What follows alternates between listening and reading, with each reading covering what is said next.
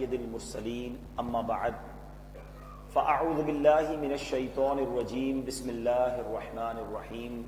پڑھیے الصلاۃ والسلام علیک یا رسول اللہ وعلی آلک واصحابک یا حبیب اللہ. الصلاۃ والسلام علیک یا نبی اللہ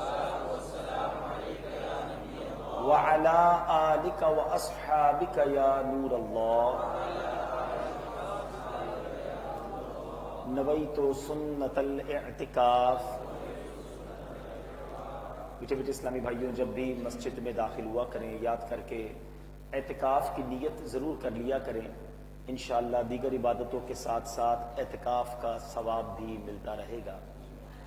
درود پاک پڑھنے کے بے شمار فضائل و برکات ہیں. مصطفیٰ جان رحمت، شمع بزم ہدایت، نوشہ بزم جنت، پیکر جود و سخاوت، منبع علم و حکمت، صلی اللہ تعالی علیہ وسلم کا فرمان با عظمت ہے، جس کا مضمون ہے کہ تم میں سے بروز قیامت میرے سب سے زیادہ نزدیک وہ ہوگا جس نے دنیا میں مجھ پر سب سے زیادہ درود پاک پڑھے ہوں گے. اگر چاہتے ہیں کہ قیامت کے دن نبی پاک کا قرب نصیب ہو جائے تو ہمیں چاہیے کہ زیادہ سے زیادہ درود پاک پڑھیں. اللہ پاک مجھے بھی اور آپ کو بھی بروز قیامت نبی پاک کا قرب نصیب فرمائے. محبت کے ساتھ بآواز بلند درود پاک پڑھ لیں. صلو علی الحبیب صلی اللہ تعالی علی محمد صلی اللہ علیہ وسلم. ماشاءاللہ آج کا جو اجتماع ہے اس مسجد میں مجھے بتایا گیا کہ ہر ماہ ہی 11ویں شریف کا سلسلہ ہوتا ہے، اور اب تو 11ویں شریف کا مہینہ ہے. سالانہ 11ویں شریف کا اجتماع بھی رکھا گیا، اور 11ویں ہی کا مہینہ تھا آج سے 2 سال پہلے. غالباً پاکستان میں 8 یا 9 ربیع الاخر کا 8 ربیع الاخر میں بغداد معلیٰ میں تھا، اور غوث پاک کی بارگاہ میں حاضری دینے ہم گئے تھے، اور یہاں کراچی میں میری والدہ مرحومہ کا وصال ہوا. بغداد شریف میں ہی مجھے یہ خبر ملی تھی، اور پھر یہاں آ کر جنازے اور دیگر معاملات میں ہم نے شرکت کی.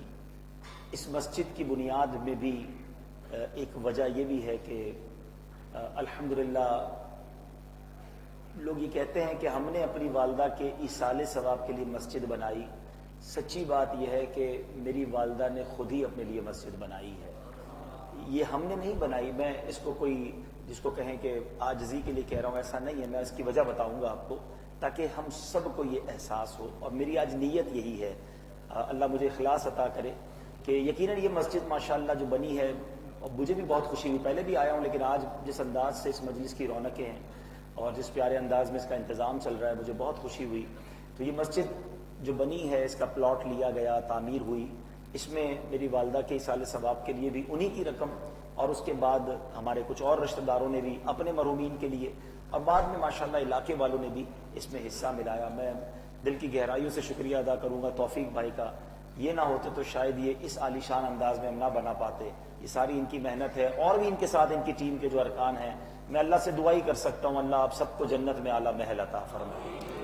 تو والدہ مرحومہ نے اپنی وصیت لکھی تھی. یہ میں اس لیے بتا رہا ہوں کہ ہمارے جتنے لوگ یہاں موجود ہیں جو بعد میں مجھے اس کو سنے، لائیو بھی سن رہے ہیں، کہ زندگی میں انسان کو شریعت اس بات کی اجازت دیتی ہے کہ آپ اپنے مال کا 1/3، 1/3 اس کی وصیت کر سکتے ہیں کہ میرے مرنے کے بعد جو بھی میرا مال ہے اس میں سے 1/3 صدقہ جاریہ والے کاموں میں، یا نیکی کے کاموں میں، یا مسجد مدرسے میں، جو بھی آپ وصیت کرنا چاہتے ہیں آپ کر سکتے ہیں.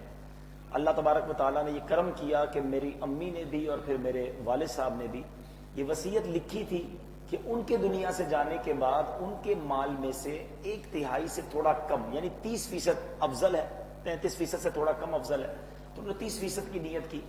تو 30% جو ہے ان کے ایصال ثواب کے لیے خرچ کیا جائے. تو بیسیکلی ہم بھائی بہنوں کا کام نہیں تھا. وہ جب ان کا انتقال ہوا اور جب ان کا ترکہ تقسیم ہوا تو 30% تو الگ ہی کر دیا گیا کہ یہ تو امی کا ہے، انہوں نے ایصال ثواب کے لیے کہا تھا، انہوں نے وصیت کی تھی. تو الحمدللہ پھر ہم نے مسجد کی جگہ تلاش کی، اس علاقے میں یہ جگہ ہمیں ملی تو ہم نے پھر الحمدللہ یہ پلاٹ کی خریداری اور جو یہ تعمیر کا ہوا، تو دراصل میری مرحومہ والدہ خود اپنی مسجد بنا کر گئی ہے. تو یہ مجھے اور آپ کو بھی پیغام ہے. الحمدللہ مجھے یاد ہے جب اس کا پلاٹ خرید رہے تھے تو اس پلاٹ اس جگہ کو اپروو بھی میرے والد صاحب نے کیا. والد صاحب بھی تشریف لائے تھے جب ہم خریداری کر رہے تھے، تعمیر کے وقت بھی وہ تشریف لائے. مگر اس کے بعد اب اگلے پچھلے 2 ماہ پہلے والد گرامی کا بھی 30 محرم الحرام کو وصال ہو گیا. تقریباً 2 ماہ ہونے والے ہیں، یہ 2 ماہ ہو گئے. سفر ربیع الاول 2.5 ماہ تقریباً ہو گئے. تو اللہ پاک ان کی بھی مغفرت فرمائے.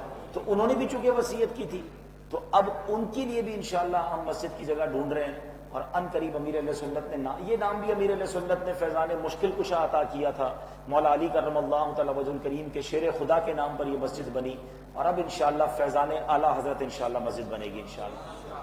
تو یہ میں ان تمام لوگوں سے کہنا چاہوں گا، دنیا سے ہم سب نے جانا ہے، زندگی میں بھی نیک کام کریں، زندگی میں بھی اللہ کی راہ میں خرچ کریں، اور مرنے کے بعد بھی اپنے مال سے ایسی وصیت کر جائیں تاکہ مرنے کے بعد آپ کی اولاد پر یہ لازم ہو جائے کہ اولاد آپ کے لیے، آپ کے ایصال ثواب کے لیے خرچ کرنے والی بن جائے.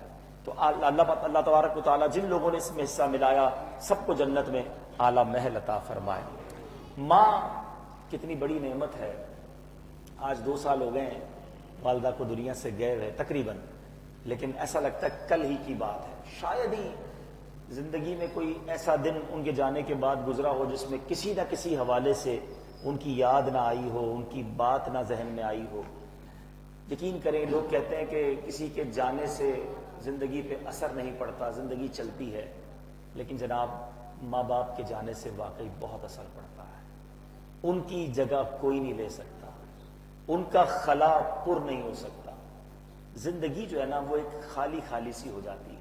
میں چونکہ اپنے والدین کا بڑا بیٹا ہوں، میرا بھائی بھی ماشاءاللہ یہاں موجود ہے، لیکن جب زندگی میں آپ بڑے ہوتے ہیں نا، اور آپ کے اوپر ماں باپ بھی ہوتے ہیں، تو آپ بے فکر ہوتے ہیں. آپ کو ٹینشن نہیں ہوتی ہے کہ کچھ بھی ہوگا تو ماں باپ ہیں، ان کی دعائیں ہیں، ان کا سایہ ہے. ڈیسیشن لیتے وقت کوئی ہوتا ہے جس سے بندہ مشورہ کر لے، مگر اب مجھے احساس ہوتا ہے کہ میرے اوپر نہ ماں کا سایہ ہے نہ والد کا سایہ ہے. یہ کتنی بڑی نعمت ہے. آج انشاءاللہ اسی موضوع پر چند باتیں عرض کروں گا، خاص طور پہ ان لوگوں کے لیے جن کے ماں باپ زندہ ہیں، خاص طور پر ماں. یہ اللہ کا وہ انمول تحفہ ہے، اللہ کی طرف سے وہ عظیم نعمت ہے کہ ماں قدرت کا انمول تحفہ ہے. ماں کا مقام قرآن و حدیث میں بہت ساری جگہوں پر بیان کیا گیا.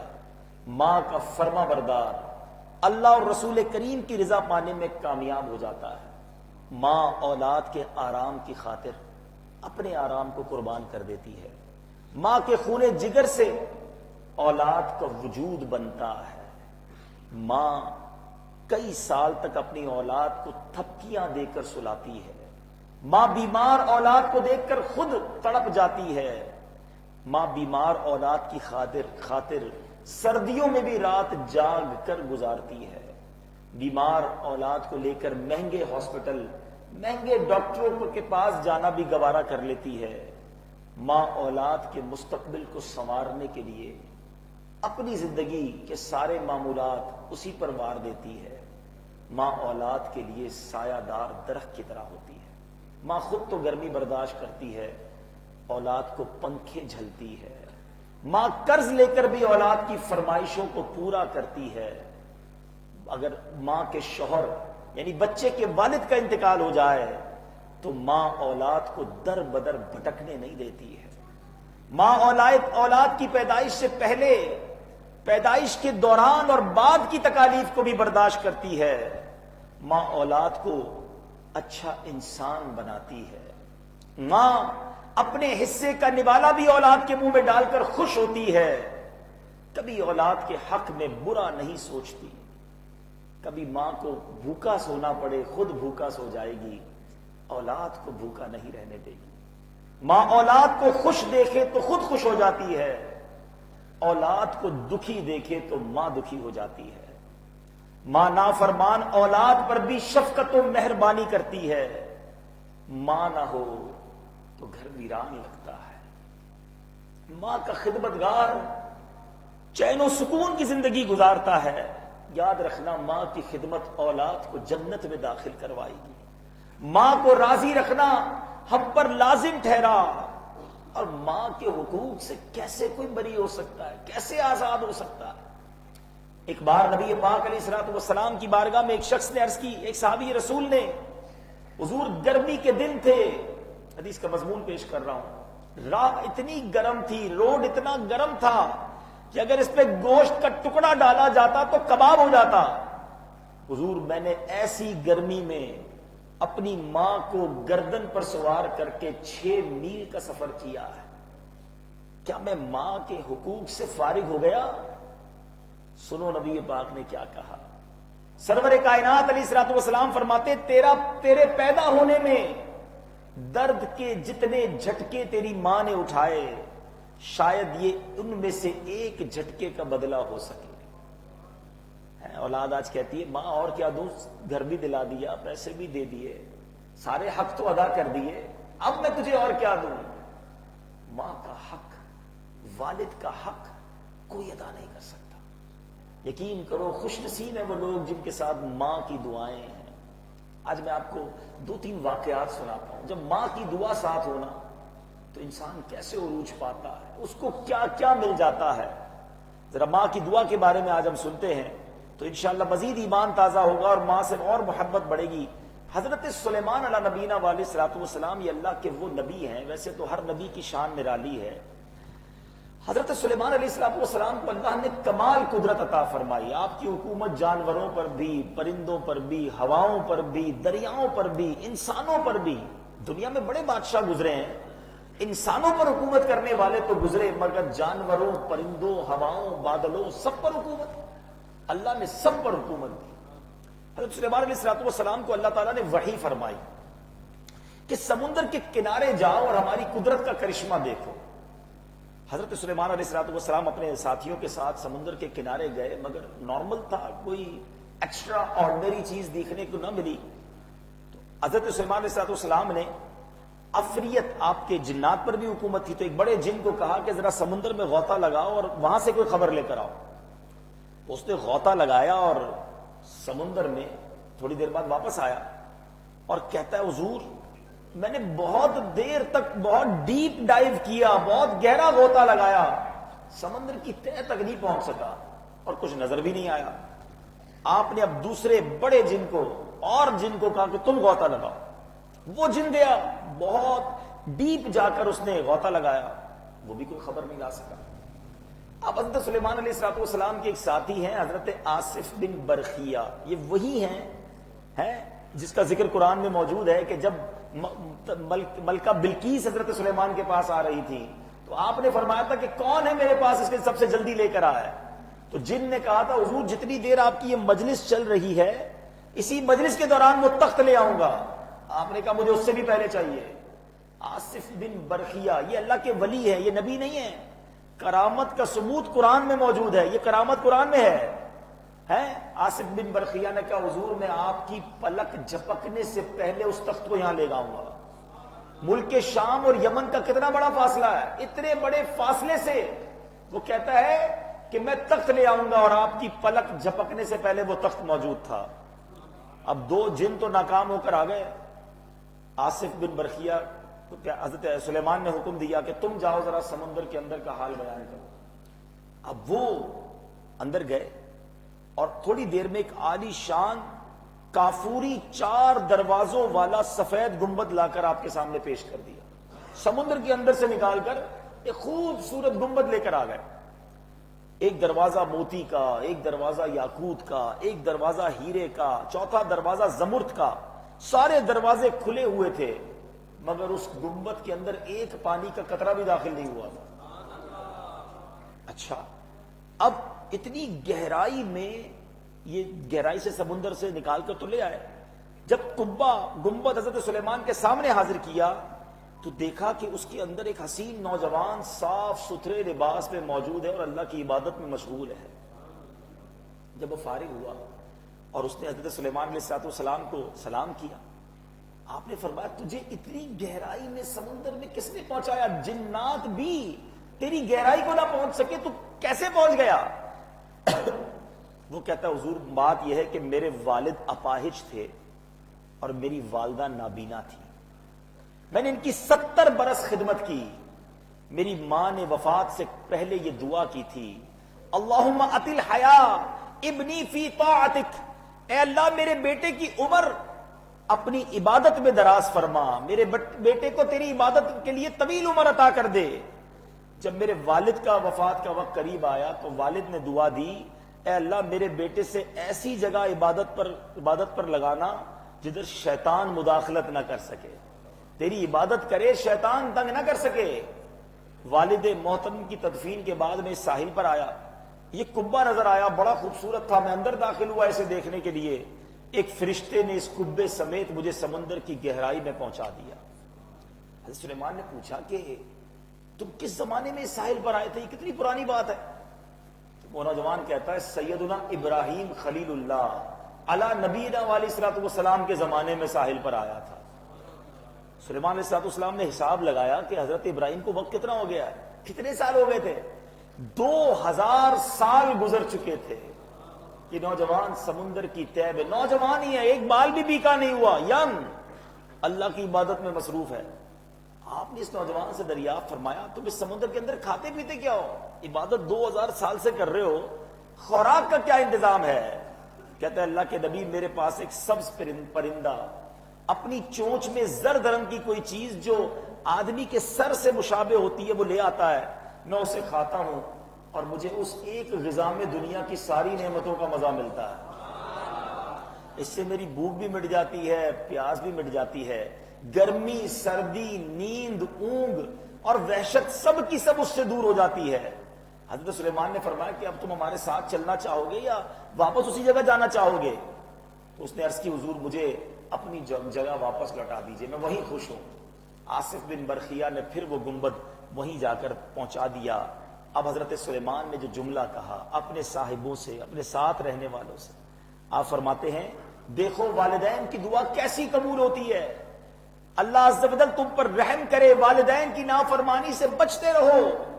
اے اللہ مجھے بھی تو ان کی خدمت کرنے کی توفیق عطا فرما.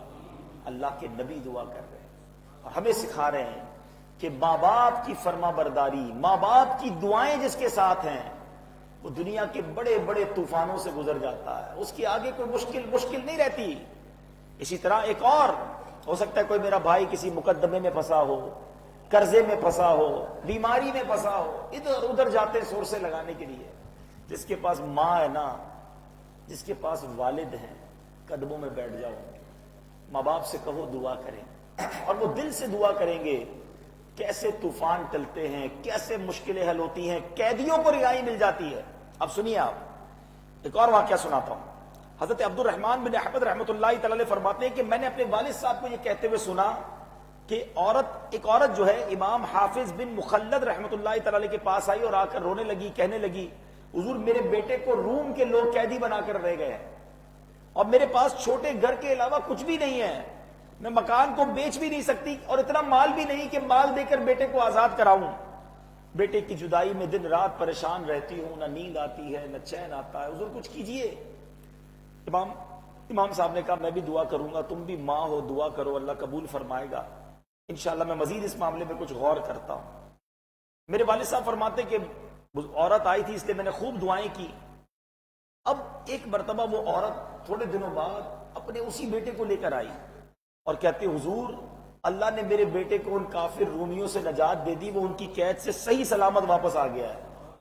مگر حضور اس کے ساتھ ایک بڑا عجیب واقعہ ہوا ہے, ذرا واقعہ تو سنے. وہ بیٹا جو قید سے چھوٹ کر آیا تھا, اب اس نے واقعہ کیا سنایا. وہ بیٹا کہتا ہے کہ میں قیدیوں کی ایک جماعت کے ساتھ بادشاہ روم کے پاس قید تھا. بادشاہوں کے پاس ایک آدمی تھا جو ہم سے خدمت لیتا تھا, روزانہ وہ ہم کو صحرا کی طرف لے جاتا, شام کو واپس لے آتا. ہمارے ہاتھوں پیروں میں بیڑیاں ہوتی تھی. ایک مرتبہ مغرب کا وقت تھا, ہم کام سے واپس آ رہے تھے کہ میرے پاؤں کی بیڑیاں خود بخود کھل گئی, زمین پر گر گئی. جو شخص ہماری نگرانی کرتا تھا وہ پاس آیا, کہا تم نے بیڑیاں کیوں توڑی ہیں؟ میں نے نہیں توڑی, یہ خود ہی کھل گئی ہیں. انہوں نے لوہار بلایا کہ دوبارہ اس کی بیڑیاں واپس سیٹ کرو, اس کے پیر باندھو. لوہار نے پھر میری بیڑیاں باندھی, مضبوط بیڑیاں باندھی. چند قدم چلا تو بیڑیاں پھر ٹوٹ کر گر گئی. بہت حیران ہوئے, یہ معاملے کو دیکھتے ہوئے اپنے پادریوں کو بلایا، اپنے بڑے بڑے جو عبادت گزار جو ان کے عابد ہوتے ہیں ان کو بلایا، کہ دیکھو یہ کیا معاملہ ہے، بیڑیاں لگاتے ہیں بیڑیاں گر جاتی ہیں۔ اب پادریوں نے کہا کہ کیا تمہاری والدہ زندہ ہے؟ اس بندے سے پوچھا، کہا ہاں۔ تو کہا ضرور تمہاری ماں دعا کرتی ہے، یہ اس کی دعا کا صلہ ہے، تیرے پیر سے بیڑیاں ٹوٹ کر گر رہی ہیں۔ سنو انہوں نے کیا کہا، وہ کہتے جب اللہ نے تمہیں آزاد کر دیا ہے تو ہمارے لیے ممکن نہیں ہم تمہیں قید کر سکیں، انہوں نے واپس مجھے مسلمانوں کے علاقے کی طرف بھجوا دیا۔ تو ماں کی جو دعا ہے نا، جب دل سے نکلے، ایک بات یاد رکھنا میرے وہ بچوں جن کے ماں باپ حیات ہیں، ہم ماں باپ کو کہتے ہیں دعا کریں، امی دعا کریں، ابو دعا کریں، یہ اور ہے، خدمت ایسی کرو، ان کا خیال ایسا رکھو کہ آپ نہ کہیں دعا کرو، وہ خود دعا کریں، وہ دل سے دعا کریں، اور جب وہ دعا نکلتی ہے تو وہ عرش الہی تک جاتی ہے۔ کیسے قبول ہوتی ہے؟ حدیث پاک سنیے، نبی پاک فرماتے ہیں کہ سیدنا ابو ہریرہ اس حدیث کے راوی ہیں، 3 دعاؤں کی قبولیت میں کوئی شک نہیں ہے، there is no doubt۔ 3 دعائیں ایسی ہیں جو ضرور قبول ہوتی ہیں، اور یہ نبی پاک نے فرمایا۔ نمبر 1، مظلوم کی دعا، کبھی ظلم نہ کرنا۔ لوگ کہتے ہیں میرا کوئی کچھ بگاڑ ہی نہیں سکتا، میں اتنا بڑا آدمی ہوں، میرے اتنے روب ہے، میرے اتنے ساتھی ہیں، میری اتنی سورس ہے، میرا کون بگاڑ سکے گا؟ یاد رکھنا، مظلوم نے ہاتھ اٹھا دیے نا، یہ ڈائریکٹ عرش تک دعا جائے گی، اور ظالم کا بیڑا غرق ہو جائے گا، چاہے کتنی جناب اس کی سورس ہو۔ غریب آدمی اللہ کی بارگاہ میں اگر فریاد کر دے تمہارے خلاف، یہ درخواست ڈائریکٹ قبول ہوتی ہے۔ خدا را بد دعا لینے والے مت بننا، زندگی ایسی گزارو کہ لوگ دل سے دعائیں دیں، کہیں لوگوں کی ہائے لینے والے مت بننا، ورنہ اچھا میں ایک مشورہ بھی دیا کرتا ہوں، آپ بھی چیک کرو، بعض اوقات لوگوں کو دیکھا چلتا کاروبار آہستہ آہستہ تباہ ہونے لگ جاتا ہے، پوری فیملی خوشحال ہوتی ہے، آہستہ آہستہ جھگڑے، لڑائی، ناچاکیاں، بچے بیمار، بیماریاں آنا شروع ہو جاتی ہیں، اچھا خاصا بندہ خوشحال ہوتا ہے، آہستہ آہستہ لگتا ہے کام بگڑتا جا رہا ہے۔ چیک کرو کسی کی ہائی تو نہیں لے لی، کسی کا حق تو نہیں دبا لیا، کسی کو ستایا تو نہیں ہے۔ یاد رکھنا یہ بنی بنائی بگڑ جائے گی۔ اگر چاہتے ہو بنی رہے، اگر چاہتے ہو اللہ عروج دے، اگر چاہتے ہو اللہ زوال نعمت سے بچائے، تو لوگوں کا دل خوش کرنے والے بنو، دل توڑنے والے نہ بنو، ظلم کرنے والے نہ بنو، روب جمانے والے نہ بنو۔ بالکل اسی طرح میرے پیچھے اسلامی بھائیوں، اب اس دوسرے نبی پاک نے کیا فرمایا؟ کس کی دعا؟ آقا علیہ الصلوۃ والسلام فرماتے ہیں کہ مسافر کی دعا، مظلوم کی دعا، مسافر کی دعا۔ جب بھی سفر پر جائیں نا، اور سبحان اللہ، اللہ کرے کہ نیکی والا سفر زیادہ ملتا رہے، مدنی قافلے میں سفر کا موقع ملتا ہے، یہ ہے ہی راہ خدا کا سفر، اس پہ خوب دعا کرے، تہجد میں اٹھ کے دعا کرے، اللہ نصیب کرے تو مکے مدینے کے سفر کو جائیں تو ادھر خوب دعائیں کرے، تو سفر کی مسافر کی دعا سنی جاتی ہے۔ اور تیسرا فرمایا والدین کی دعا، اپنی اولاد کے حق میں یہ ضرور سنی جاتی ہے۔ ماں باپ سے دعائیں لینا یہ نصیب والوں کا حصہ ہے۔ اللہ کرے کہ جس کے بھی ماں باپ زندہ ہیں نا، سدا ان سے راضی رہیں، دعائیں دیتے رہیں، دعائیں دیتے رہیں، دعائیں لیتے رہو، انشاءاللہ بیڑا پار ہے۔ یہ وہ 3 قسم کی دعائیں ہیں جس کو لینے کی کوشش کرنی چاہیے۔ ہاں، اب جن کے ماں باپ چلے گئے، اب احساس ہوتا ہے کہ ایک صاحبان تھا، ایک رحمت تھی جو گھر میں ہی تھی، کتنی بڑی رحمت تھی۔ نبی پاک علیہ الصلوۃ والسلام فرماتے ہیں، خدمت تو دور کی بات ہے نا، خوش نصیب ہے جو خدمت کرتے ہیں، صرف محبت سے دیکھنا خدمت تو بہت بڑی بات ہے۔ اللہ کے حبیب علیہ الصلوۃ والسلام فرماتے ہیں جو بچہ اپنے ماں باپ کو محبت سے دیکھتا ہے، اللہ اسے حج مبرور کا ثواب عطا فرماتا ہے۔ صحابہ کرام نے عرض کی حضور ماں باپ تو گھر میں ہوتے ہیں، حدیث کا خلاصہ کوئی 100 بار دیکھے، وَإِن نَظَرَ كُلُّ يَوْمٍ 100 مرة، حضور کو اس دن میں 100 مرتبہ دیکھ لے۔ نبی پاک فرماتے ہیں اللہ اکبر و اطیب، اللہ بہت بڑا اور پاک ہے، کوئی 100 بار دیکھے اللہ 100 حج کا ثواب عطا فرماتا ہے۔ صرف محبت سے دیکھنے پر 100 حج کا ثواب ہے۔ خدمت کرنے والا، پیر دبانے والا، کھانا پیش کرنے والا، دوائی کھلانے والا، مسکرا کے ملنے والا ہے، ان کی خواہشیں پوری کرنے والا، ان کی آواز پر لبیک کہنے والا، اس کے تو وارے نہیں آ رہے ہیں۔ لیکن جہاں یاد رکھو، میں نے کیا کہا، مظلوم کی دعا قبول ہوتی ہے، ظلم نہ کرنا کہیں تمہارے خلاف دعا نہ ہو. اسی طرح ماں باپ کی دعا قبول ہوتی ہے. اگر ماں باپ نے بربادی کی دعا کر دی، اتنا تنگ کرتے کچھ لوگ ماں باپ کو کہ پھر ماں باپ ان کے لیے آخر کار تنگ آ کر ان کے منہ سے نکل جاتا ہے. کہیں ماں باپ سے بد دعا نکل گئی تو پھر تو تباہی ہے نا. یہاں میں جو ماں باپ ہے ان سے بھی ایک بات کرنا چاہوں گا. کئی عورتوں کی عادت ہوتی ہے، میری مائیں میری بہنیں غور سے سنیں، باپ بھی بیٹھے ہوں گے، بات بات پر اولاد کو کوسنے نہ دیا کریں. بات اولاد واقعی بری ہے آپ کی، نہ فرمانے تنگ کر رہی ہے آپ، لیکن کہتے ہیں نا تو برباد ہو، کبھی خوشی نہ دیکھے، تجھے کیڑے پڑیں. اچھا بعد میں ماں کی یہ وہ کہتے ہیں نا دل سے نہیں ہو رہا ہوتا، وہ اس کی عادت ہوتی ہے ماں کی. اور پھر بیٹے کو کچھ ہو جاتا ہے تو روتی بھی ماں ہی ہے. کیا پتا کون سا وقت قبولیت کا ہو. بچے کے لیے اچھی دعا کرے. آپ کا بچہ آپ کو ستاتا ہے نا، آپ یہ دعا کر دینا اللہ سے، اللہ اس کو میرا فرما بردار بنا دے. یہ بھی تو دعا قبول ہو جائے گی نا، تو آپ کا فرما بردار ہو جائے گا. آپ کیوں بری باتیں اس کے لیے بربادی کی دعا کرتے ہیں؟ کیونکہ بربادی کی دعا ہو گئی تو پھر وہ بربادی سے بچ نہیں پائے گا. بچہ آپ کا ہی ہے، رونا بھی پھر بعد میں آپ کو ہی ہے. اور بچوں سے کہوں گا کہ کبھی زندگی میں ایسے کام نہ کرنا کہ ماں باپ ناراض ہو کر دل سے بد دعا دیں. ماں جو ہے نا یہ جنت کی چوکھٹ ہے. ایک بار نبی پاک علیہ الصلوۃ والسلام کی بارگاہ میں ایک شخص آیا، کہتا حضور جہاد میں جانا ہے، اللہ کی راہ میں لڑنے کے لیے جانا چاہتا ہوں، اجازت چاہیے. پیارے آقا نے فرمایا کیا تیری والدہ زندہ ہے؟ اس نے عرض کی حضور جی ہاں میری ماں حیات ہے. فرمایا ہمیشہ اس کے قدموں سے چمٹے رہو کیونکہ اس کے قدموں میں جنت ہے. اس نے 3 بار اجازت مانگی، نبی پاک نے 3 بار فرمایا ماں کے قدموں میں چمٹے رہو، اس کے قدموں میں جنت ہے. اللہ اکبر. نصیب والے ہو جس کی ماں زندہ ہے، ماں کے قدم چوما کرو اور اس نیت سے چومو کہ میں جنت کی چوکھٹ کو چوم رہا ہوں. ماں باپ آئے تو ادب سے کھڑے ہو جاؤ، آپ جناب سے ان سے گفتگو کرو، ان کے ہاتھ چومے. موقع ملے مشورہ دوں گا. میں نے ایک حدیث پڑھی تھی، پھر الحمدللہ اس پر عمل کی نیت سے میں نے اپنی ماں کی پیشانی کو بوسہ دیا. حدیث پاک کا مضمون ہے جس بچے نے اپنی ماں کی پیشانی دونوں آنکھوں کے درمیان بوسہ دیا، یہ بوسہ جو ہے اس کی اور جہنم کی آگ کے درمیان پردہ بن جائے گا. کبھی اس نیت سے ماں کے قدموں کو چومو کہ میں جنت کی چوکھٹ کو چوم رہا ہوں. کبھی والد کے ہاتھ چومے، کبھی موقع ملے تو والد کے قدم چومے. یہ نصیب والوں کو میسر ہے. پوچھو ان سے جن کے ماں باپ چلے گئے، اب یہ باتیں تو کر سکتے ہیں، یہ نعمتیں حاصل نہیں کر سکتے. سبحان اللہ. ماں باپ کی قدموں کو بوسہ دینا اور ماں باپ کی اس طرح خدمت کرنا.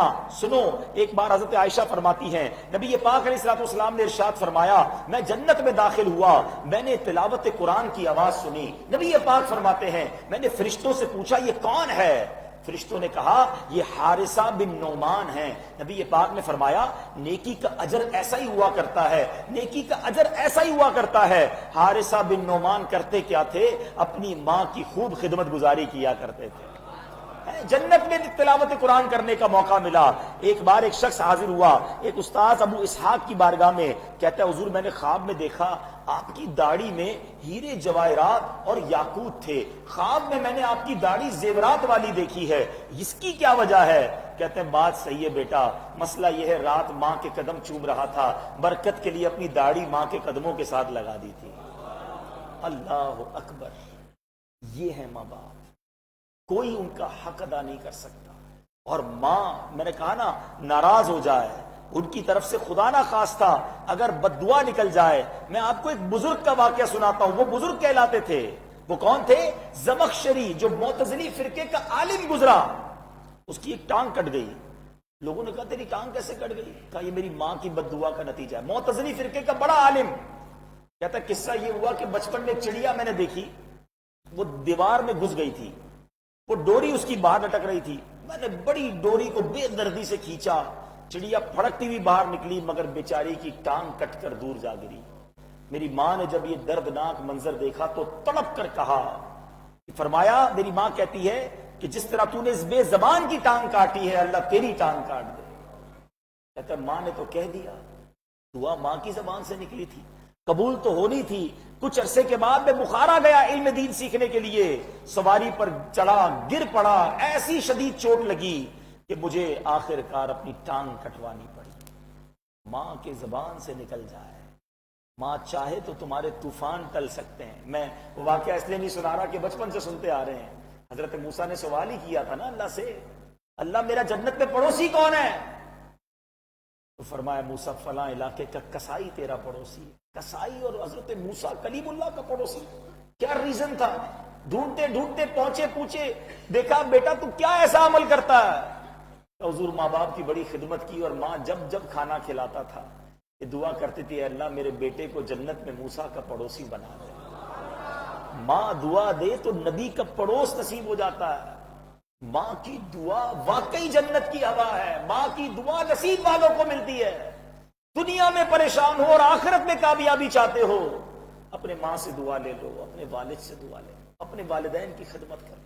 کبھی زندگی میں ان کا دل نہ دکھانا. شادی ہونے کے بعد ماں باپ کو لوگ اگنور کرتے ہیں, خاص طور پہ ماں کو بہت ستاتے ہیں. بیوی آ گئی تو ماں کی تو کوئی ویلیو نہیں رہی. ارے اسی ماں نے پال پوس کر بڑا کیا. یاد رکھنا, میں کسی کا گھر توڑوانے کے لیے نہیں کہہ رہا. بیوی دوسری مل جائے گی, ماں نہیں ملے گی. ماں ایک ہی ہے اور اس کا کوئی نعمت بدل نہیں ہے. ہم اسی کا خون ہے, ہم اسی کے پیٹ میں پیدا ہوئے, اسی کے پیٹ میں پرورش ہوئی ہے ہماری. کیسے ماں کو اگنور کر سکتے ہیں؟ ہمیشہ اپنے ماں باپ کی دعائیں لیں. آخری بات کر کے میں اپنے بیان کو کنکلوڈ کرتا ہوں.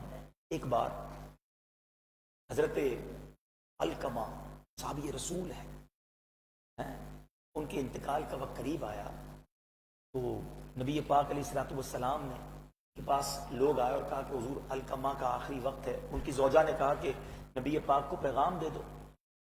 پیارے آقا علیہ الصلوۃ والسلام نے حضرت بلال سے کہا, حضرت صہیب رومی سے کہا کہ جاؤ اور جا کر علقمہ کو کلمے کی تلقین کرو. چلے یہ شرعی مسئلہ بھی سمجھ لیں کہ جب بھی کسی آخری سانسیں کوئی لے رہا ہو نا, سکرات کا وقت ہو, تو اس کے پاس جا کر یہ نہیں کہنا چاہیے کلمہ پڑھو, بلکہ اس کے بعد جا کر آپ خود بلند آواز سے کلمہ پاک پڑھنا شروع کر دیں. اللہ میری والدہ کو جنت نصیب کرے. میں تو نہیں تھا, میرے بھائی لوگ اس وقت موجود تھے جب ان کا دم نکل رہا تھا. الحمدللہ میری ماں نے کلمہ پڑھ کے جان دی. اللہ ان کے صدقے ہمیں بھی کلمے والی موت عطا فرمائے. تو حضرت علقمہ کے پاس صحابہ کرام گئے اور کلمے کی تلقین کرنے لگے, تو آواز نہیں نکل رہی تھی. صحابی رسول ہے. نبی پاک کے پاس معاملہ آیا تو حضور علقمہ کی زبان پر کلمہ جاری نہیں ہو رہا ہے. پیارے آقا نے فرمایا اچھا, حدیث کا میں خلاصہ بیان کر رہا ہوں. فرمایا کیا علقمہ کی ماں زندہ ہے؟ ہاں حضور ماں ہے مگر بہت ضعیف ہے, بوڑھی ہو گئی ہے. پیارے آقا نے پیغام بھجوایا, والدہ نبی پاک کے پاس آ گئیں. پیارے آقا نے فرمایا اے ام علقمہ ذرا بتاؤ تو علقمہ کیسا بندہ ہے؟ یا رسول اللہ بڑا نیک ہے, روزے دار ہے, صدقہ خیرات کرنے والا, نماز پڑھنے والا. میں نہیں, یہ بتاؤ تمہارے ساتھ معاملہ کیسا تھا؟ تو حضور میں ناراض ہوں. علقمہ رضی اللہ تعالیٰ عنہ کی ماں کہتی ہیں میں اپنے بیٹے سے ناراض ہوں. کیا وجہ ہے؟ اپنی بیوی کو مجھ پر فوقیت دیتا ہے, اپنی بیوی کی سنتا ہے, میری نہیں سنتا. نبی پاک نے فرمایا اے بلال جلدی کرو, بہت ساری لکڑیاں لے کر آؤ. حضرت بلال کو لکڑیاں جمع کرنے کا حکم دیا. تو علقمہ کی ماں کہتی ہے کہ حضور آپ یہ لکڑیاں کیوں جمع کر رہے ہیں؟ اے ام علقمہ میں لکڑیوں میں آگ لگاؤں گا اور علقمہ کو جلا دوں گا. حضور آپ میرے سامنے میرے بیٹے کو جلائیں گے؟ وہ ماں جو ناراض ہے, جس کا دل ٹوٹا ہوا ہے, جس کا دل دکھی ہے, کہتی میرا بیٹا جلے گا. اے ام علقمہ یہ تو چھوٹی سزا ہے, اگر تم ناراض رہی تو تمہارا بیٹا اس سے بڑی آگ میں جلے گا. کہ حضور میں آپ کو گواہ بناتی ہوں, اللہ کو گواہ بناتی ہوں, فرشتوں کو گواہ بناتی ہوں, حضور میں نے اپنے بیٹے علقمہ کو معاف کر دیا. حضور نے کہا بلال واپس جاؤ, دیکھو علقمہ کی زبان پر کلمہ جاری ہوا. حضرت بلال کمرے میں داخل ہوتے ہیں, حضرت علقمہ کی زبان پر کلمہ جاری ہو جاتا. میرے آقا نے جنازہ پڑھایا, جنازے کے اجتماع میں خطبے میں اعلان کیا ہے لوگوں جو اپنی ماں پر اپنی بیوی کو فوقیت دیتے, سن لو نہ ان کی نمازیں قبول ہیں, نہ روزے قبول ہیں, نہ عبادت قبول ہے. آج نمازیں پڑھ کر, روزے رکھ کر, نیک بن کر, مذہبی ماحول میں آ کر ہم سمجھے سب کچھ کر لیا. ماں باپ ناراض ہیں تو رب بھی ناراض ہے, ماں باپ راضی ہے تو رب راضی ہے. یہ ضرور ہے کہ اس واقعے سے کوئی یہ نہ سمجھے کہ اب ماں باپ کہیں بیوی پر ظلم کرو تو آپ ظلم بھی کریں گے, ایسا نہیں ہے. بیلنس رکھنا ہوگا, مگر اگنورنس تو نہ ہونا کہ ماں کے لیے کھانا نہیں ہے، بیوی کے لیے کھانا ہے. ماں بیچاری دوائی مانگے تو ٹائم نہیں اور بیوی کو گھمانے پھرانے کا ٹائم ہے. خدمت تو نہ چھوڑ دینا. میں یہ نہیں کہتا کہ ماں باپ کے کہنے پر بیوی پر ظلم کرنا شروع کر دیں، وہ بھی کسی کی بیٹی ہے اور وہ بھی ہمارے بچوں کی ماں ہے. لیکن میں جو کہنا چاہ رہا ہوں، امید ہے بات پہنچ رہی ہوگی، کہ یہاں کچھ اور میں سمجھانا چاہ رہا ہوں کہ لوگ بالکل اب ماں باپ کو کہتے ہیں اب آپ کی نہیں، ہماری لائف ہے، اب ہماری زندگی ہے، ہماری پرائیویسی ہے، ہماری انجوائمنٹ کے دن ہے، آپ کی خدمت کدھر سے کروں؟ کل لے جاؤں گا ڈاکٹر کے پاس، پرسوں چلے جائیں گے. امی آپ کی تو فرمائشیں ہی ختم نہیں ہوتی ہیں. ابو جان آپ بوڑھے ہو گئے، آپ کھانستے رہتے ہیں، ہمارے بچوں کی نیند برباد ہوتی ہے. اس طرح بات کرتا ہے کوئی ماں باپ سے؟ اس طرح ماں باپ کو کوئی ریپلائی دیتا ہے؟ زبان لٹک نہیں جاتی کہ ماں باپ کی آگے اٹھتی ہے؟ قرآن کہتا ہے اف نہ کہو. قرآن کہتا ہے ماں باپ کے سامنے اف نہ کہو. اور آج گالیاں دیتے ہیں لوگ اپنے ماں باپ کو. روایتوں کا مضمون ہے کہ ماں باپ کے نافرمان کو قبر اس طرح دبائے گی کہ اس کی پسلیاں ٹوٹ پھوٹ کر ایک دوسرے میں پیوست ہو جائیں گی. ماں باپ بہت بڑی نعمت بھی ہے اور ان سے ڈرنا بھی ہے. کس حوالے سے؟ حدیث پاک میں نبی پاک سے ایک شخص پوچھتا ہے حضور میرے ماں باپ کا میرے پر کیا حق ہے؟ حدیث پاک کا مضمون ہے، میرے آقا فرماتے ہیں ماں باپ ہی تیری جنت ہے، ماں باپ ہی تیری دوزخ ہے. اس کا مطلب کیا ہوا؟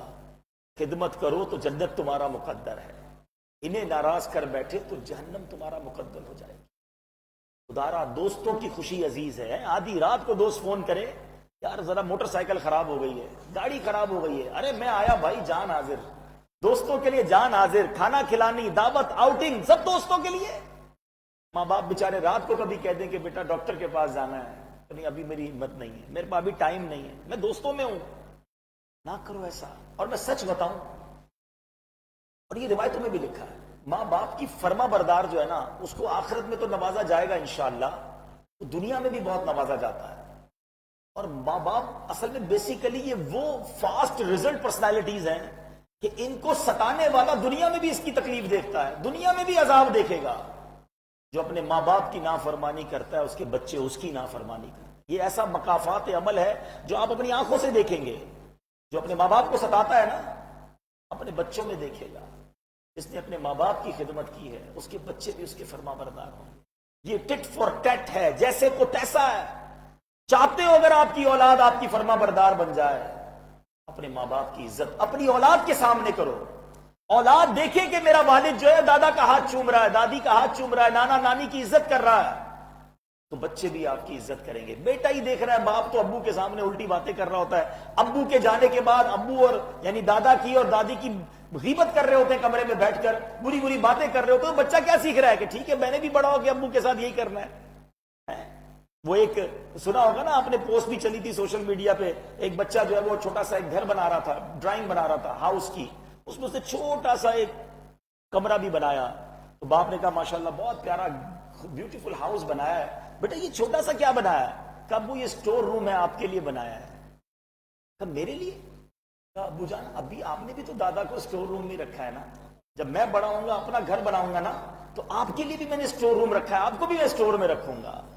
یہ تربیت ہے جو تم اپنی اولاد کو دے رہے ہو. ارے پتا چلے کہ میرے والد کا اگر سب کچھ ہے تو اس کا والد ہے، اس کی ماں کے آگے میرے والد کے لیے کچھ اور نہیں ہے. اپنے ماں باپ کی بات آ جائے وہ سب قربان کرنے کے لیے تیار ہو جاتا ہے. جب یہ تمہارے جذبات ہوں گے تو یہی تمہاری اولاد میں اترے گا. اللہ کرے کہ دل میں اتر جائے میری بات. یاد رکھنا میٹھے اسلامی بھائی، بعض لوگ اللہ کے حقوق تو پورے کر رہے ہوتے ہیں، نمازی بھی ہوتے ہیں، روزہ دار بھی ہوتے ہیں، عبادت گزار بھی ہوتے ہیں، مگر ماں باپ کے حقوق میں کمی لاتے ہیں، بھائی بہنوں کے حقوق میں کمی لاتے ہیں، رشتہ داروں کے حقوق میں کمی لاتے ہیں. فیملی جو ہے نا اس کی ہم پر بہت حقوق ہیں. ایک طویل واقعہ ہے کہ مکے میں ایک شخص 60 سال تک عبادت کرتا رہا، طواف کرتا رہا، روزے رکھتا رہا. یہ ساری عبادتیں اس کے منہ پر اس لیے مار دی گئیں کہ اس کی ایک معذور بہن تھی، اس نے اپنی بہن کی خدمت نہ کی، بہن کو تکلیف پہنچائی. اللہ کرے کہ ہم اپنے گھر والوں اور بالخصوص چونکہ آج ایک ماں کے اصالے ثواب کے لیے اجتماع ہوا ہے، اور میری ماں تو غوث پاک کی ایسی دیوانی تھی. میں آپ کو ایک اور بات بتاؤں کہ میری نانی جو تھی ان کا انتقال بڑی 11ویں شریف کی رات کو ہوا. 11ویں کی رات تھی، الحمدللہ میں نے جنازہ پڑھایا تھا. اور میری ماں، مجھے بچپن سے یاد ہے کہ ہمیشہ جب میں کہیں جاتا اور ماں کا ہاتھ چومتا تو ماں کہتی غوث پاک کے حوالے، بڑے پیر کے حوالے، ساری زندگی بڑے پیر کا نام لیتی رہی اور انتقال بھی میری ماں کا غوث پاک کے مہینے میں ہی ہوا. غوث پاک کی دیوانی تھی. اللہ پاک میری والدہ کی قبر میں جنت کی نعمت عطا فرمائے. تو یہ وہ ہستیاں ہیں جو یقین کریں چلی جائیں تو پھر یاد آتے ہیں. اللہ کرے کہ ہم اپنے ماں باپ کی دعائیں لینے والے بن جائیں. اب میری ان باتوں سے اگر کسی کے ذہن میں خیال آ رہا ہو کہ یار ماں باپ کی خدمت تو واقعی کرنی چاہیے تھی مگر میں ایسی کر نہیں سکا اور ماں چلی گئی, والد چلے گئے, صحیح بتاؤں جن کے ماں باپ بوڑھے ہو گئے نا اب بستر پر ہیں, آپ کو خرچہ کرنا پڑ رہا ہے یا آپ کو خدمت کرنی پڑ رہی ہے, خدا کی قسم تم بہت لکی ہو. خوش نصیب ہے وہ بچہ جس کو اپنی ماں کی خدمت کا موقع ملا. خوش نصیب ہے وہ اولاد جس کو اپنے والد کی خدمت کا موقع ملا, کچھ ویل چیئر چلانے کا, کچھ دوائی دینے کا, کچھ خرچہ کرنے کا. ارے کئی ماں باپ تو ایسے جو خدمت کا موقع ہی نہیں دیتے. میری ماں نے ہم سے کوئی خدمت نہیں لی. جس رات انتقال ہوا اس رات بھی کھانا ماں نے بنایا تھا. وہ کہتے ہیں نا ماں وہ کھانا بھی کیا بناتی ہے, بچے کو کیا پسند ہے, گھر والوں کو کیا پسند ہے. ایک شخص سے پوچھا کسی نے کہ بتاؤ تمہاری ماں کی پسندیدہ ڈش کیا تھی, فیوریٹ ڈش. وہ بیٹا سوچتا رہا.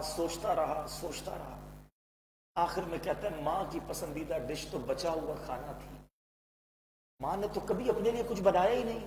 آج بیٹے کو یہ پسند ہے تو یہ بنا دوں گی, ابو کے بیٹے کے والد کو یہ پسند ہے تو یہ بناؤں گی. بچی کی پسند کا کھانا بنایا.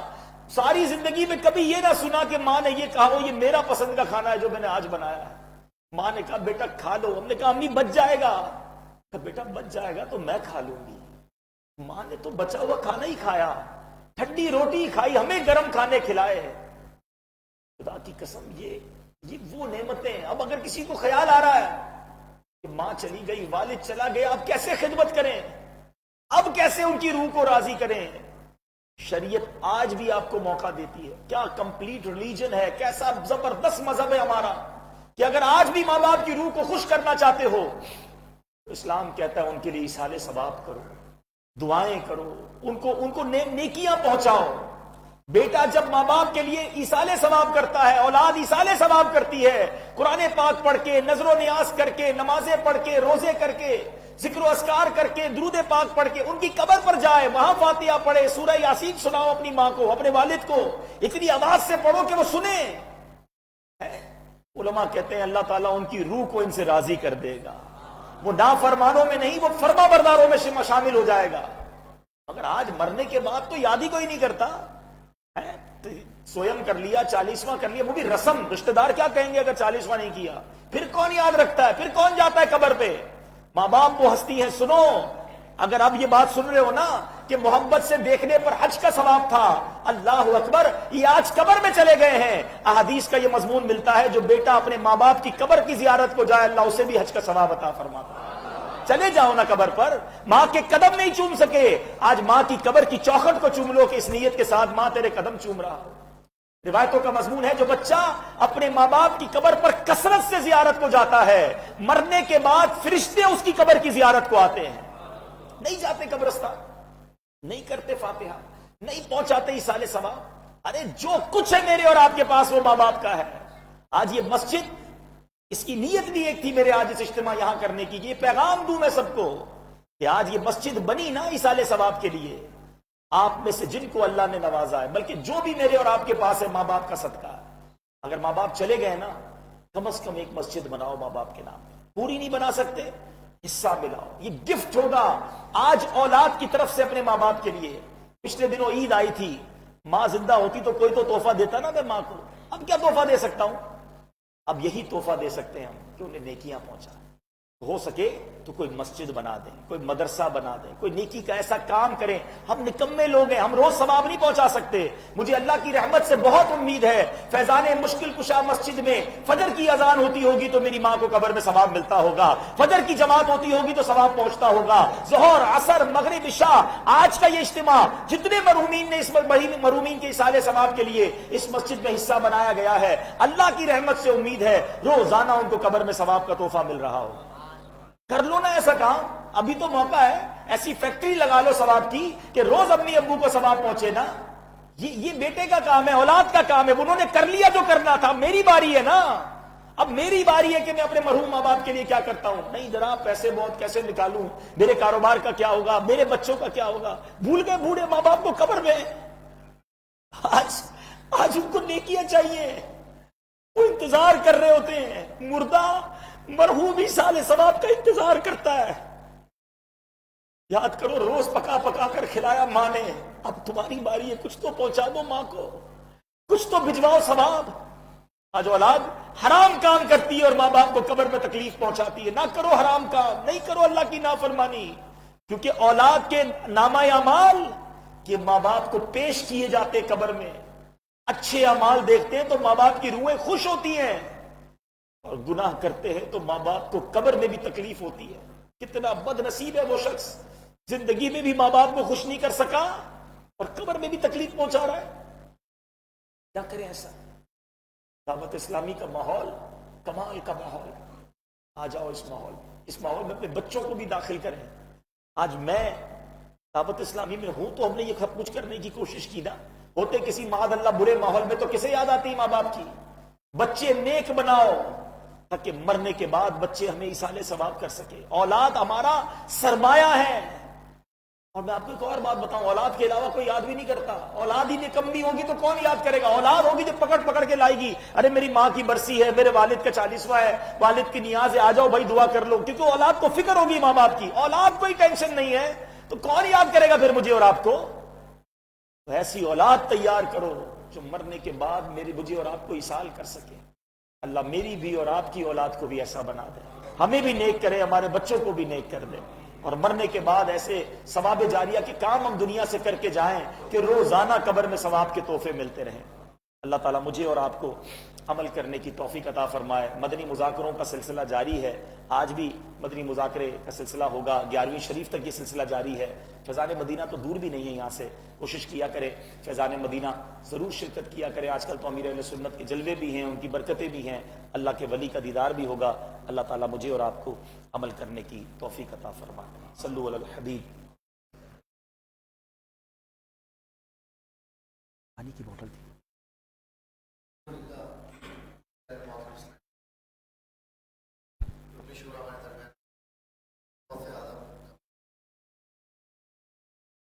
کرتا ہوں کہ ہم سب کو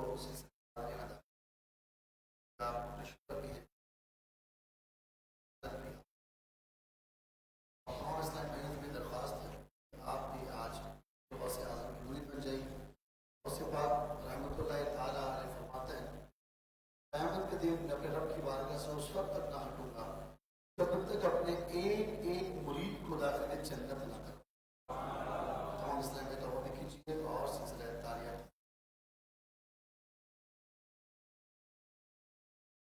وہ اسلامی بھائی جو مرید ہونا چاہیں جس طرح میں کہتا جاؤں رپیٹ کرتے جائیں. بسم اللہ الرحمن الرحیم.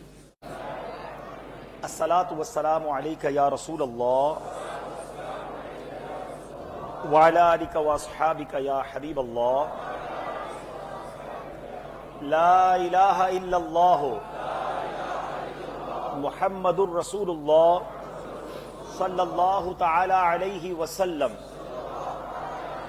توبہ کرتا ہوں میں اپنے تمام پچھلے گناہوں سے, اور وعدہ کرتا ہوں میں کہ آئندہ شریعت پر چلوں گا, بد مذہبوں اور برے لوگوں کی صحبت سے بچتا رہوں گا, نماز روزے کی پابندی کرتا رہوں گا, والدین کی نافرمانی, جھوٹ, غیبت, چغلی, وعدہ خلافی, گالی گلوچ, فلمیں ڈرامے, گانے باجے, بے پردگی وغیرہ وغیرہ گناہوں سے بچتا رہوں گا. اے اللہ میری اس توبہ کو قبول فرما اور مجھے میرے وعدے پر ثابت قدم رکھ. مرید ہوتا ہوں میں خاندان عالی شان قادریہ رضویہ عطاریہ میں نے اپنا ہاتھ آپ کے ذریعے سے شیخ طریقت امیر اہل سنت کے ہاتھ میں دیا اور ان کے ذریعے سرکار بغداد حضور غوث پاک رضی اللہ تعالی عنہ کے ہاتھ میں دیا۔ اے اللہ مجھے جناب غوث اعظم کے مریدوں میں قبول فرما اور کل قیامت میں غوث پاک کے غلاموں میں اٹھا۔ صلاۃ والسلام علیک یا نبی اللہ وعلی آلک واصحابک یا نور اللہ۔ الحمدللہ رب العالمین والصلاۃ والسلام علی سید الانبیاء والمرسلین یا ارحم الراحمین یا ارحم الراحمین یا ارحم الراحمین یا ربنا یا ربنا یا ربنا یا ربنا یا ربنا یا اللہ یا رحمان یا رحیم۔ اللهم ربنا آتنا في الدنيا حسنة وفي الآخرة حسنة وقنا عذاب النار وقنا عذاب القبر وقنا عذاب الحشر وقنا حساب الميزان۔ ربنا تقبل منا إنك أنت السميع العليم وتب علينا يا مولانا إنك أنت التواب الرحيم۔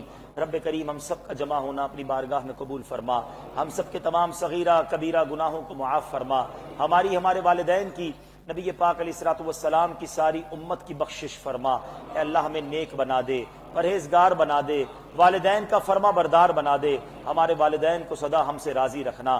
جن کے ماں باپ دنیا میں حیات ہیں اے اللہ درازی عمر بالخیر عطا فرما، جن کے ماں باپ یا کوئی ایک چلے گئے اے اللہ ان کی مغفرت فرما، درجات بلند فرما، قبر میں کروٹ کروٹ جنت کی نعمتیں عطا فرما۔ آج کے اس اجتماع میں جو قرآن خوانی ہوئی، جو نظر و نیاز پیش کی جائے گی، جو بیان ہوا، نعت خوانی ہوئی، اللہ ان تمام اعمال کا ثواب نبی پاک علیہ الصلوۃ والسلام کی بارگاہ میں ہدیتاً تحفتاً عقیدتاً پیش کرتے ہیں، قبول فرما۔ پیارے آقا کے وسیلہ جلیلہ سے تمام انبیاء کرام، تمام صحابہ کرام، تابعین تبع تابعین، تمام ازواج مطہرات، والدین مصطفیٰ، اے رب کریم تمام اولیاء کاملین بالخصوص سیدی غوث اعظم رضی اللہ تعالیٰ عنہ کی بارگاہ میں پیش کرتے قبول فرما۔ خصوصاً بالخصوص جن ہستی کے نام پر یہ مسجد ہے، شیر خدا مولا علی مشکل کشا رضی اللہ تعالیٰ عنہ کے دربار میں پیش کرتے ہیں، قبول فرما۔ تمام مسلمین، تمام مسلمات، بالخصوص میرے مرحوم والدین کی ارواح کو پیش کرتے ہیں، قبول فرما۔ ہمارے فیصل پولانی بھائی کے مرحوم ان کے والد صاحب کی روح کو پیش کرتے ہیں، قبول فرما۔ توفیق بھائی اور جتنے لوگوں نے اس مسجد میں حصہ ملایا اور جتنے یہاں ہاتھ اٹھا کے موجود ہیں، انٹرنیٹ پر سن رہے ہیں، سب کے تمام مرحومین کی ارواح کو پیش کرتے ہیں، قبول فرما۔ تمام مسلمین، تمام مسلمات کی ارواح کو پیش کرتے ہیں، قبول فرما۔ اے رب کریم اس مسجد کو بنانے میں جن جن نے حصہ ملایا سب کو جنت میں اعلیٰ محل عطا فرما۔ اے اللہ اس مسجد کو قیامت تک شاد و آباد فرما، آباد کرنے والوں کے گھروں کو آباد فرما۔ اے اللہ آج ہم نے جو بیان سنا ہمیں اپنے ماں باپ کی قدر نصیب فرما، ماں باپ کے لیے خوب خدمت کرنا اور جو چلے گئے ان کے لیے ایصال ثواب کرنا نصیب فرما۔ رب یسر ولا تعسر وتمم لنا بالخیر یا فتاح وبک نستعین۔ دنیا میں ہر آفت سے بچانا مولا، عقبا میں نہ کچھ رنج دکھانا مولا۔ بیٹھوں جو در پاک کے پیمبر کے حضور، ایمان پہ اس وقت اٹھانا مولا۔ برکت ان اللہ وملائکتہ یصلون علی النبی یا ایھا الذین آمنوا صلوا علیہ وسلموا تسلیما۔ صلی اللہ علی النبی الامی وآلہ صلی اللہ علیہ وسلم۔ صلاۃ و سلام علیک یا سیدی یا رسول اللہ۔ انشاءاللہ بھی صلاۃ و سلام ہوگا اور اس کے بعد آپ سب کے لیے لنگر کا بھی اہتمام ہے، اوپر ہوگا انشاءاللہ لنگر کا اہتمام، تو تمام حضرات انشاءاللہ اوپر جائیں گے اور انشاءاللہ لنگر کھا کر ضرور جائیے گا۔ سبحان ربک رب العزت عما یصفون وسلام علی المرسلین والحمد للہ رب العالمین بحق لا الہ الا اللہ محمد رسول۔ ادب و شوق کے ساتھ صلاۃ و سلام۔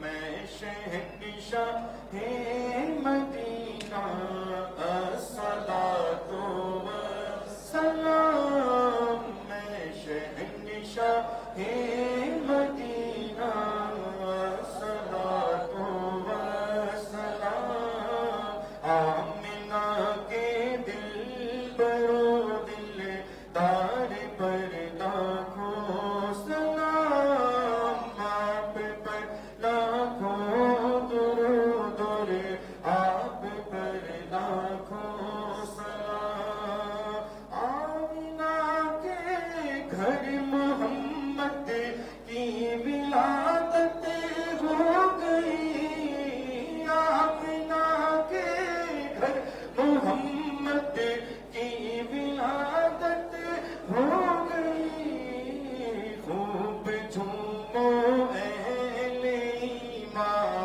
الصلاۃ والسلام، آمنہ کے دل برو دلدار پر لاکھوں سلام، آپ پر لاکھوں درود اور آپ پر لاکھوں سلام، مومنوں پڑھتے رہو تم اپنے آقا پر درود، مومنوں پڑھتے رہو تم اپنے آقا پر درود، ہے فرشتوں کا وظیفہ الصلاۃ والسلام، آپ پر لاکھوں درود اور آپ پر لاکھوں سلام،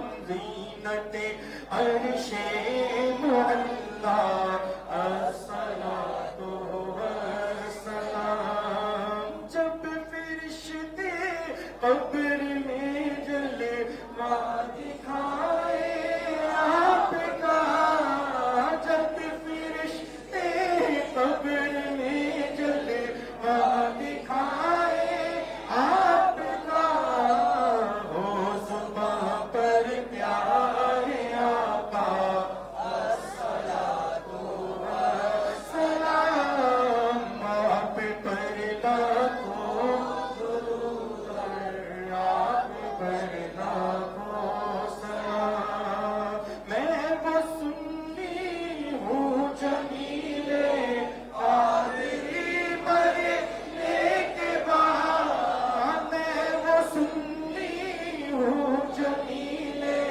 قادری مرنے کے بعد، میرا لاشا بھی پڑے گا الصلاۃ والسلام، آپ پر لاکھوں درود آپ پر لاکھوں سلام، زینت عرش معلا الصلاۃ والسلام، میں شہنشاہ مدینہ الصلاۃ والسلام، آمنہ کے دل برو دل دار پر لاکھوں سلام۔